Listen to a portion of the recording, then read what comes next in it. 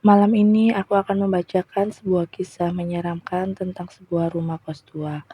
Kos yang tampak biasa saja dari luar, tapi menyimpan rahasia sisi gelap di balik pintu, yaitu pintu kamar nomor 7. Di sebuah kota kecil, berdiri rumah kos tua yang sudah puluhan tahun berdiri. Cat dindingnya mulai terkelupas, lorongnya lembab dan bau apek menusuk hidung setiap kali masuk. Meski begitu, masih banyak mahasiswa yang tetap memilih tinggal di sana. Karena kenapa? Karena harga sewanya murah dan jaraknya dekat dengan kampus. Tapi di situ ada satu aturan yang selalu diucapkan pemilik kos, Bu Ratih namanya. Dengan wajah serius ia berpesan, "Ingat ya, jangan pernah mendekati kamar nomor 7, apalagi membuka."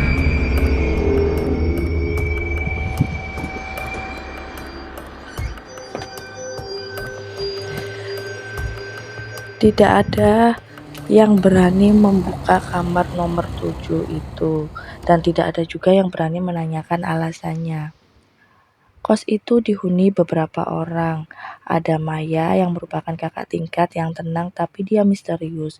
Kemudian ada Nina, seorang mahasiswa yang cerewet yang suka bergosip. Kemudian juga ada Putri, seorang gadis pendiam yang sering tampak gelisah. Dan Lina serta Wati, ini dua sahabat yang suka bergadang bersama. Hingga akhirnya datang penghuni baru, seorang mahasiswa baru bernama Sinta. Sinta ini berbeda, ia keras kepala dan tidak percaya hal-hal gaib.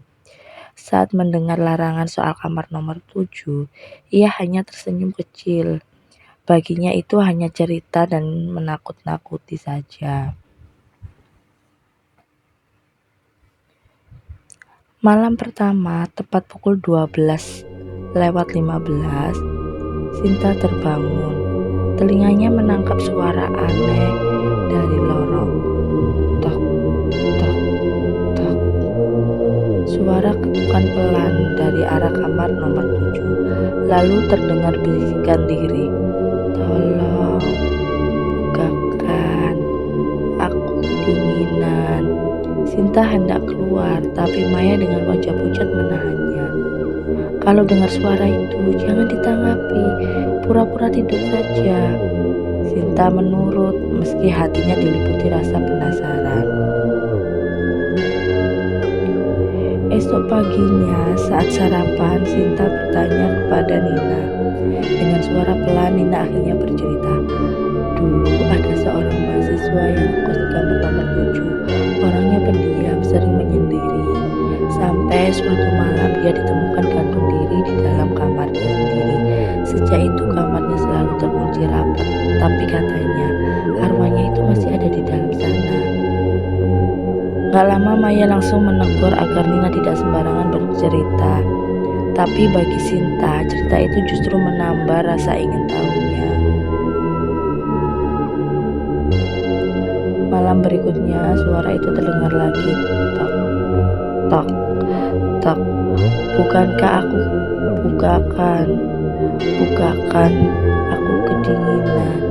Sinta mengintip lorong, lampu di ujung berkedap-kedip. Dari celah pintu kamar 7 terlihat bayangan seorang berjalan mondar-mandir. Tiba-tiba, brak! Suara keras dari dalam kamar. Sinta menjerit kecil dan cepat-cepat masuk kembali ke kamarnya. Malam itu ia tidak bisa tidur. Malam ketiga, Sinta bermimpi ia berada di lorong kos yang panjang, semua pintu tertutup, kecuali kamar nomor 7. Pintu itu terbuka sedikit, dari dalam terlihat sosok perempuan bergaun putih lusuh. Rambut panjang menutupi wajahnya. Perempuan itu menoleh tersenyum lebar dan berbisik, "Kenapa kamu tidak masuk? Aku menunggumu." Sinta terbangun dengan keringat dingin, tapi saat menoleh ke arah pintu kamarnya, ia melihat celah pintu terbuka sedikit, seperti ada tangan pucat yang menariknya perlahan. Namun ketika ia berkedip, semuanya menghilang. Hari keempat, rasa penasarannya tak tertahankan. Tengah malam, Sinta mengambil kunci cadangan kamar 7 dari ruang tamu. Lorong terasa panjang, udara semakin dingin. Saat kunci dimasukkan ke pintu, lampu kos padam seketika. Pintu terbuka, aroma busuk bercampur tanah basah memenuhi udara. Di dalam tampak seorang perempuan berkaun kupu-kupu berdiri di pojokan ruangan. Rambut panjang menutupi wajah.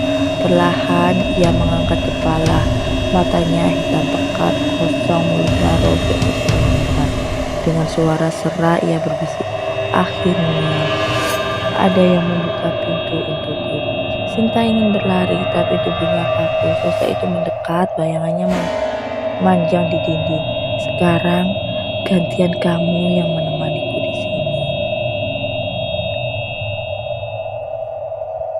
Keesokan paginya, kosan geger, Sinta hilang. Semua barang-barangnya masih rapi di kamarnya, tapi dirinya lenyap tanpa jejak. Pintu kamar 7 kembali terkunci, di lantainya hanya ada kunci cadangan tergeletak dingin. Sejak malam itu, dari kamar 7 terdengar dua suara. Satu suara lirih minta tolong, dan satu lagi suara tawa panjang seorang perempuan. Seminggu kemudian, Nina sedang menjemur pakaian di halaman belakang. Dari sudut matanya, ia melihat sesuatu. Seseorang berdiri diam menghadap kamar nomor 7. Gaun putih lusuh, rambut panjang menutup wajahnya. Nina menoleh lebih jelas. Sosok itu perlahan berpaling ke arahnya, dan wajah itu bukanlah orang asing, itu adalah Sinta. Matanya kosong, tersenyum lebar, dan sama persis dengan penghuni kamar nomor 7 yang lama. Sejak saat itu, setiap ada penghuni baru, Bu Ratri selalu memberikan peringatan tambahan. Kalau mendengar dua suara dari kamar 7, jangan pernah coba menjawabnya, karena salah satunya bukan suara manusia. Dan semenjak kejadian itu, semua mahasiswa yang berada kos di sana berusaha untuk mematuhi pesan dari Bu Ratri seperti itu, karena tidak ingin mengulang kejadian seperti yang dialami oleh Sinta.